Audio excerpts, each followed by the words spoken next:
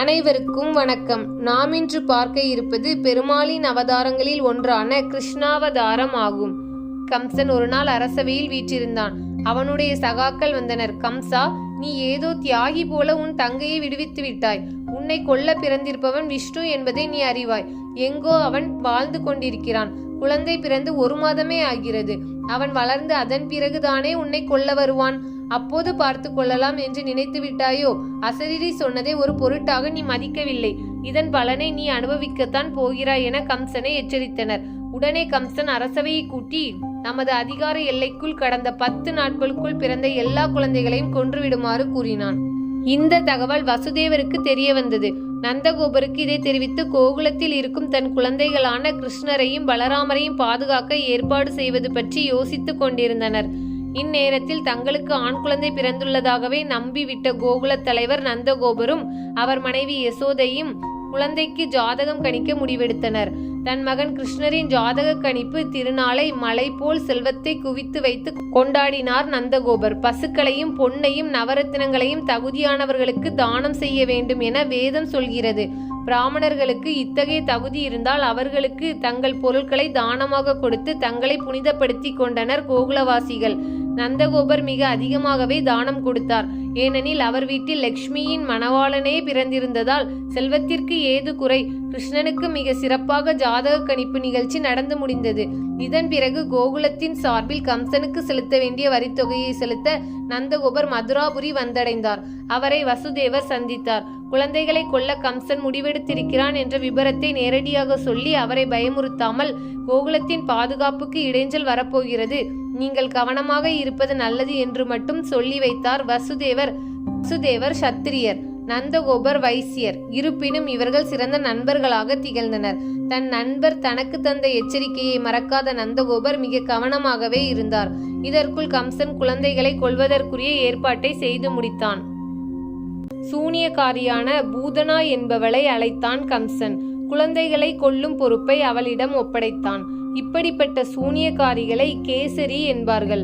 சூனியம் தெய்வ வழிபாட்டில் ஊறி போனவர்களை தாக்காது. கோகுலத்திலும் அதுவே நிகழ்ந்தது. பூதனா கோகுலத்திற்குள் நுழைந்தவுடன் தன்னை பேரழகியாக மாற்றிக்கொண்டாள். முகத்தில் கனிவை பரவ விட்டு கொண்டாள். அவளது அழகும் போலி சாந்தமும் அங்கிருந்தவர்களின் கண்களை ஏமாற்றிவிட்டது. அவ்வூர் மக்கள் அந்த புதியவளை சந்தேக கண்ணுடன் பார்க்கவில்லை.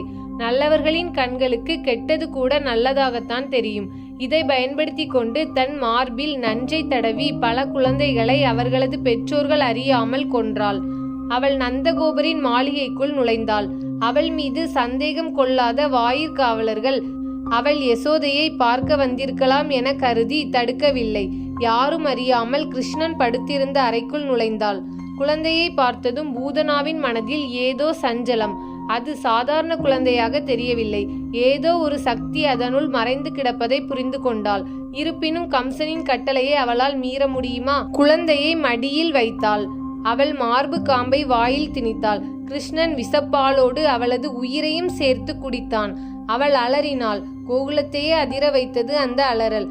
அது மட்டுமா, அவளது அசுர உள்ளம் வெளிப்பட்டது. 12 மைல் நீளத்துக்கு அவளது உடல் நீண்டது. பூதனாவின் உடலை பார்க்கவே பயங்கரமாக இருந்தது. கோகுலத்தையே அதிர செய்த அவளது அலறல் கேட்டு யசோதையும் ரோஹிணியும் இதர கோபியர்களும் ஓடி சென்று கிருஷ்ணனை தூக்கினர். தங்கள் அன்பு குழந்தையின் உயிர் காப்பாற்றப்பட்டதை எண்ணி மகிழ்ச்சி அடைந்தனர். குழந்தைக்கு கண்ணேறு பட்டு விட்டது என எண்ணி பசுவின் வாளை பிடித்து குழந்தையின் உடலை சுற்றி திருஷ்டி கழித்தார்கள். பசு கன்றுகளின் பாதத்தில் ஒட்டியிருந்த தூசை குழந்தையின் உடல் மீது தூவினார்கள். இதன் பிறகு கிருஷ்ணரை நாராயணனின் 22 திருநாமங்கள் சொல்லி பாதுகாப்பு தருமாறு வேண்டினார்கள்.